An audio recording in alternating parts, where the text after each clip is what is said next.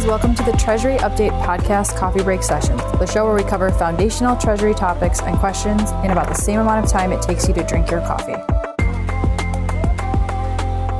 This is your host, Alexa Cook, joined again with Craig Jeffery, Managing Partner at Strategic Treasurer.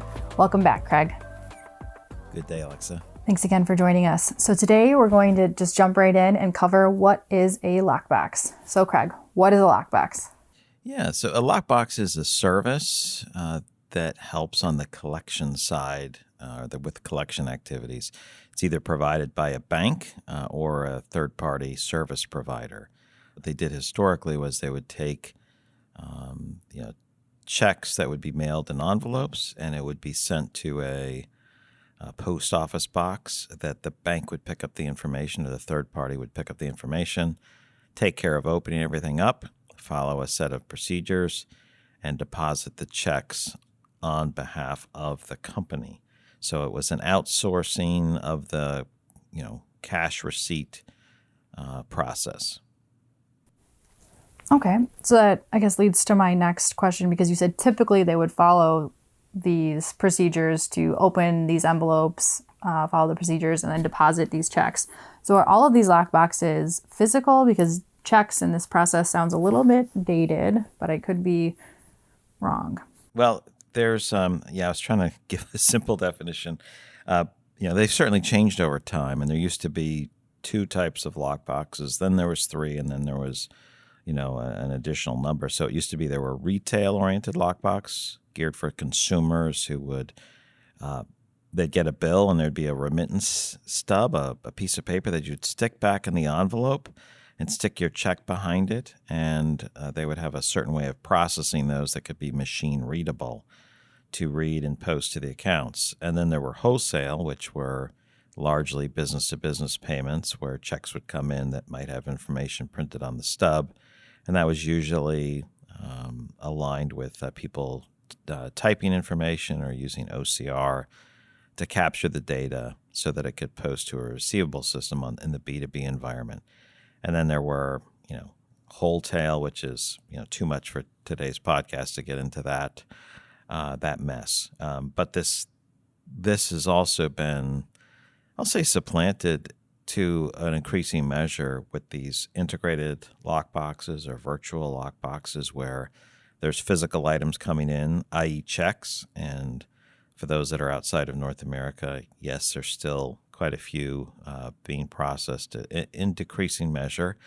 But an integrated lockbox will merge information that comes in electronically, whether it's wire, ACH, and even card, and then the third-party provider or the customer's bank will take this information and merge it into a file that can be applied to the receivable system. So you got these ACH payments, these wire payments came in. Now you've got a single posting file to relieve the receivables on your AR platform.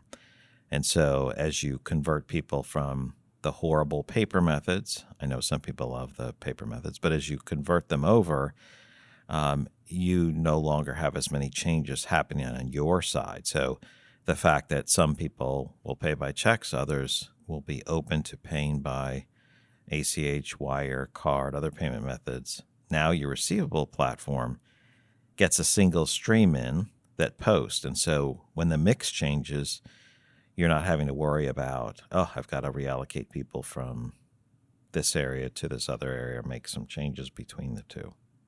So my next question was going to be, what was the difference between the different types of lockboxes? But I feel like you really just kind of covered that. I don't know if you wanted to add anything else to some of the differences there?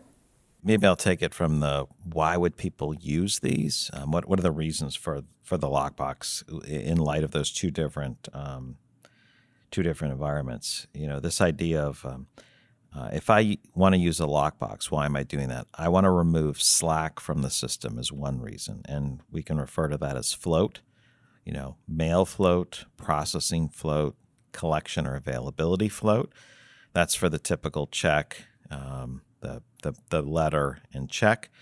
It's faster, it's processed better, and you also don't have to worry about trying to keep your staff at certain levels. So it helps with removing slack from the process, which helps not only your cash flow and liquidity, but it also helps with your customer relationships because the AR is being relieved earlier. You're not sending dunning notices or shutting off services.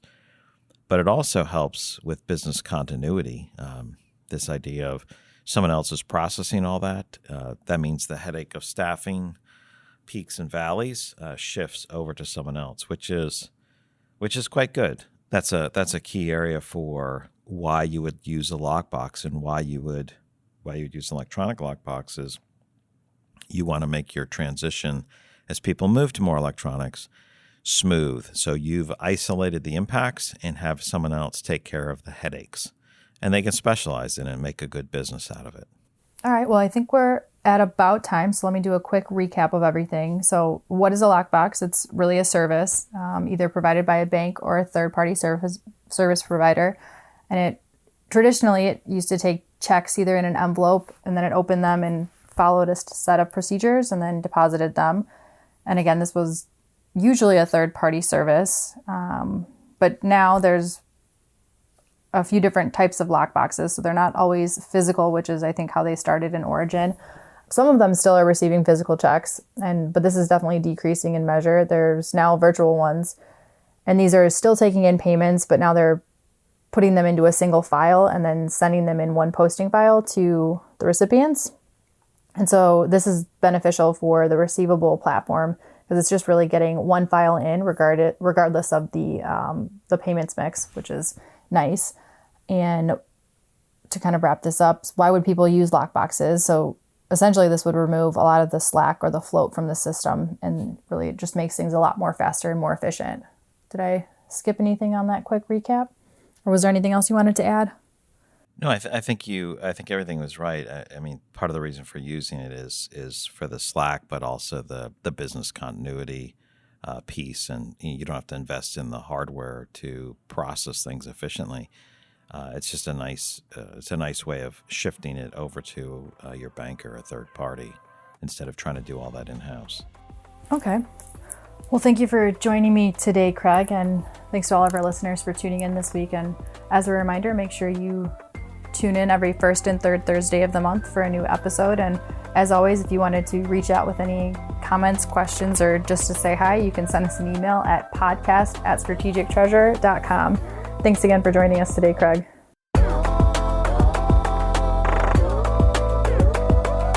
This podcast is provided for informational purposes only, and statements made by Strategic Treasure LLC on this podcast are not intended as legal, business, consulting, or tax advice.